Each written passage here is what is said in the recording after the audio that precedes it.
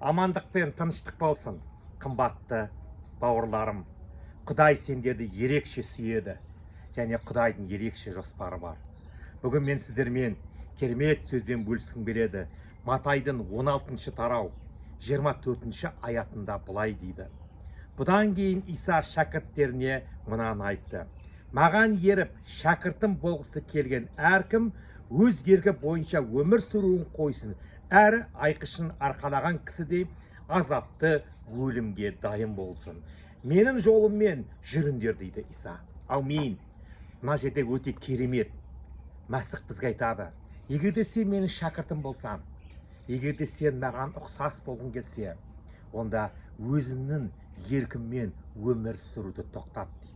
Білесіздер ме, көптеген сенушілер бар. Олар айтады, менің жеке өмірім, не істесем соны істеймін. Не қаласам соны істеймін, маған ақыл айтпа дейді. Мені үйретпе дейді. Мен өткені дейді, өзіме ұнағанды істеймін дейді.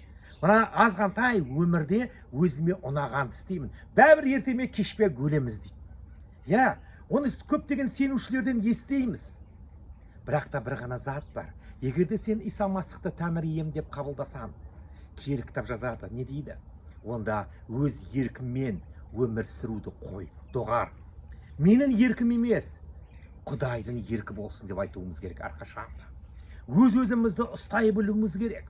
Ашумен емес, ақылды парасаттылықпен жеңе білуіміз керек. Бүгін мен жиналыста бір қызық оқиғаға тап болдым.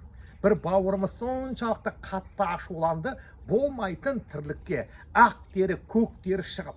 Жақындап құшақтап, бауырым не болды саған десем, бір уақытта айтады, бақташы жетіс, мен үшін дұға етіңізші. Менің боғым шығып жатыр, ашуланып дейді. Сіздерде сондай бола ма? Күлкім келді. Сосын құшақтадым да айттым, білесің бе? Ашу ызаның жетегіндегі адам Құдайға да өзіне де ұнамды іс жасай алмайды. Білесіз бе, ең бізге қиын жағдай не? Ең ауыр зат не? Ол өзімізді тәрбиелеу. Өз-өзімізді тәрбиелеу. Сондықтан да Иса айтады, егерде сен Масихшы болсаң, егерде сен мені танысаң, егерде сен мені шәкіртім болғың келсе, менің істерімді іске асырғың келсе, онда не дейді? Өзінің еркіне сай өмір сүруді доғаруымыз керек. Өзімізді тәрбиелеуіміз керек. Киелі кітапқа ұқсас. Ең ауыры ол өзін тәрбиелеу. Біз өзгені тәрбиелеуге шеберміз. Бірақ өзімізге келген уақытта біз көр соқыр болып қаламыз. Сондықтан айнаға қараған уақытта біз кімді көреміз? Ең бірінші біз өзімізді көреміз. Қымбатты досым, Құдайдағы әрқашанда айнаға қарашы көбірек. Айнаға қарап өзінің кемшілігін іздеші. Мен білемін, Құдай саған көрсетеді өзінің киелі рухымен. Және мен сенемін, Құдай киелі рухымен саған соны жеңуге де әрекет еткізеді. Оны өзгертуге де әрекет еткізеді. Өйткені біз Құдайдың адамдарымыз. Білесің бе? Менің барлық мақсат арманым кімге ұқсау? Ол Исаға ұқсау. Кейбір адамдардың қасына жақындасан, сондай керемет кеткің келмейді. Олардың қасында тұра бергің келеді, олардың сөзін тыңдағың келе береді. Неге? Өйткені олар нәпсілерін тыйған адамдар. Кейбір сенушілердің қасынан қашқың келеді. Олар әлі өзін өзгертпек түгіл, әлі өзгемен күресіп жүр. Сондықтан да мына жерде Масих не дейді бізге? Маған ергісі келетін әркім шәкіртім өзінің айқыш ағашын арқаласын дейді. Айқыш ағаш дейтін не? Ол біздің ішіміздегі кінәларымыз әлі, күресіп жүрген нәпсіміз. Соны таста дейді. Содан кейін маған қарай ұмтыл дейді. Айқыш ағашынды арқалап. Өйткені мен сенем, уақыттар келе жатыр. Адамдар бізге қарап, Масихтың кім екенін көру керек. Саған қарап, Исаның кім екенін көру керек. Қымбатты досым, егерде сен айналанда сенбеушілер болса, тума-туыстарың, бауырларың, мен саған айтқым келеді, сен оларға нұр бол, сен оларға тұз бол. Білесің бе, тұздың қасиеттілігі сол, ол етті шірітпейді.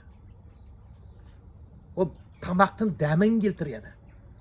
Дәл солай, қымбатты досым, біз де сондай болайықшы.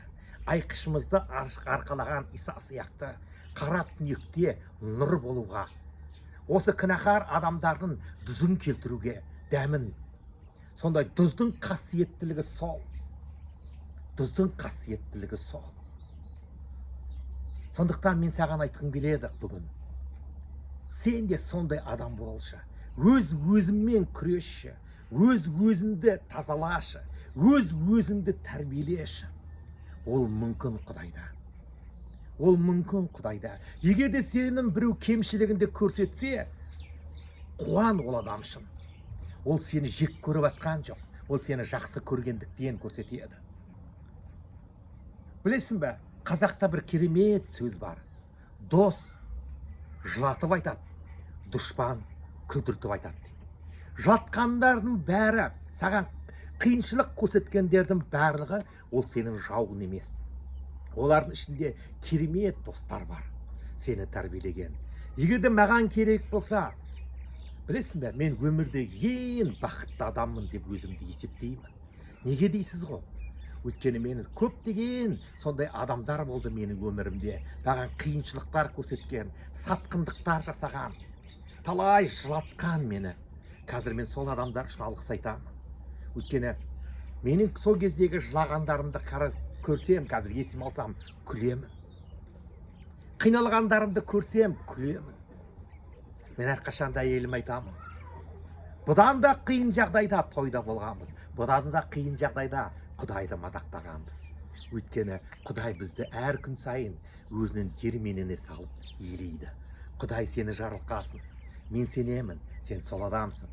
Құдайдың махаббаты мен сүйіспеншілігіне толған. Аумин.